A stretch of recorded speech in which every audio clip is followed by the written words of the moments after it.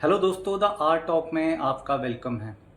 दोस्तों, आज पाकिस्तान के बलूचिस्तान में जो ट्रेन ब्लास्ट हुआ है उसको सिर्फ एक टेरर अटैक समझना एक बहुत बड़ी गलती होगी, क्योंकि ये कहानी आज सुबह शुरू नहीं हुई। इसकी जड़ें 70 से 75 ईयर्स पुरानी हैं। आज सुबह क्वेटा के पास एक ट्रेन जा रही थी। उसमें पाकिस्तान आर्मी के लोग थे, उनके परिवार थे। ईद पर घर जा रहे थे वो लोग। तभी अचानक इतना बड़ा ब्लास्ट हुआ कि ट्रेन के कई डिब्बे पटरी से उतर गए, कुछ पलट गए, आसपास खड़ी गाड़ियां तक के शीशे टूट गए। अब तक 20 से ज़्यादा लोगों की मौत हो चुकी है और कई लोग घायल हैं। हमले की जिम्मेदारी बलूचिस्तान लिबरेशन आर्मी यानी BLA ने ले ली है। लेकिन अब असली सवाल, आखिर बलूचिस्तान में इतना गुस्सा क्यों है? देखिए, पाकिस्तान का सबसे बड़ा प्रोविंस है बलूचिस्तान। पूरा इलाका गैस, गोल्ड, कॉपर और मिनरल से भरा पड़ा है। स्ट्रेटेजिकली भी बहुत इंपॉर्टेंट है, क्योंकि अरविंद सी का एक्सेस है, ग्वादर पोर्ट है, चाइना का सीपेक प्रोजेक्ट भी है। लेकिन प्रॉब्लम ये नहीं है। प्रॉब्लम है वहाँ के लोग मानते हैं कि उनके रिसोर्सेस तो पूरे पाकिस्तान के काम आ रहे हैं, लेकिन खुद बलूचिस्तान आज भी गरीब, अंडर डेवलप्ड और हैविली मिलिटराइज्ड है। बलोच इलाकों में आपको हर कुछ किलोमीटर पर मिलिट्री चेक पॉइंट्स दिखेंगे। कई जगहों पर आम लोगों की मूवमेंट तक हैविली मॉनिटर रहती है।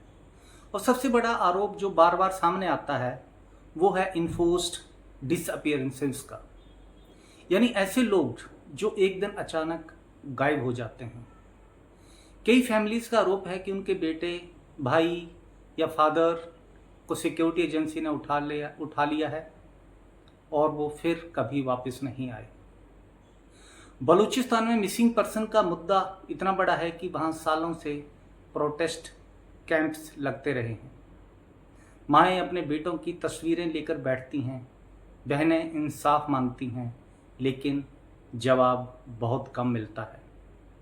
कई इंटरनेशनल ह्यूमन राइट्स ऑर्गेनाइजेशन भी पाकिस्तान मिलिट्री और इंटेलिजेंस एजेंसी पर सीरियस एलिगेशन लगा चुकी हैं।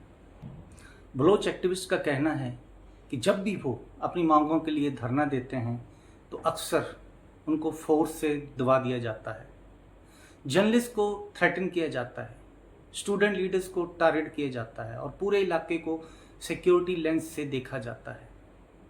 अब पाकिस्तान इन आरोपों को डिनाई करता है और कहता है कि मिलिट्री सिर्फ टेररिज्म के खिलाफ ऑपरेशन कर रही है, लेकिन ग्राउंड पर रिसेंटमेंट लगातार बढ़ता गया और ये नाराजगी नई नहीं है।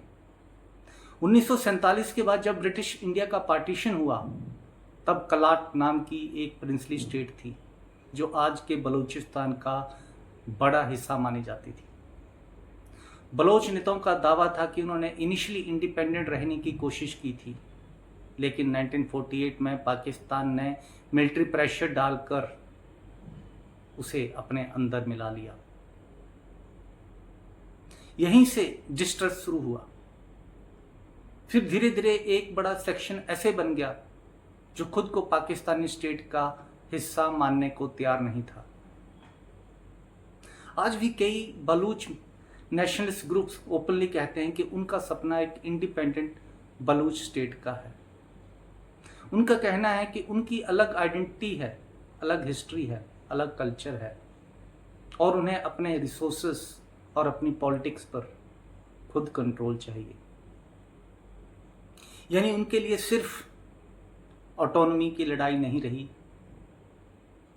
बल्कि सेल्फ डिटर्मिनेशन की लड़ाई बन चुकी है। इसी सोच से बलूचिस्तान लिबरेशन आर्मी जैसे ग्रुप्स पैदा हुए। अब ऑब्वियसली पाकिस्तान उन्हें टेररिस्ट कहता है, लेकिन BLA खुद को फ्रीडम फाइटर कहता है। उनका कहना है कि इस्लामाबाद ने डिकेड्स तक बलूचिस्तान को सिर्फ रिसोर्स कॉलोनी की तरह इस्तेमाल किया, इसलिए उनके अटैक्स अक्सर military targets, railway lines, gas pipelines या चाइनीज प्रोजेक्ट पर होते हैं। क्योंकि उनके हिसाब से सीपैक और गवादर जैसे प्रोजेक्ट्स लोकल लोगों के लिए डेवलपमेंट नहीं बल्कि डेमोग्राफिक चेंज और मिलिट्री कंट्रोल का सिंबल बन चुके हैं। और ऑनेस्टली सबसे डेंजरस चीज़ क्या है पता है? ये कॉन्फ्लिक्ट अब सिर्फ सिक्योरिटी इशू नहीं रहा, ये इमोशनल डिवाइड बन चुका है। जब किसी पॉपुलेशन को डिकेड्स तक लगे कि उनकी बात कोई सुन ही नहीं रहा, जब हर प्रॉब्लम का जवाब सिर्फ मिलिट्री ऑपरेशन बन जाए, तो फिर नई जनरेशन में एलिनेशन और ज़्यादा बढ़ता है। आज क्वेटा में जो ब्लास्ट हुआ वो उसी लंबे कॉन्फ्लिक्ट का एक और बड़ा चैप्टर है।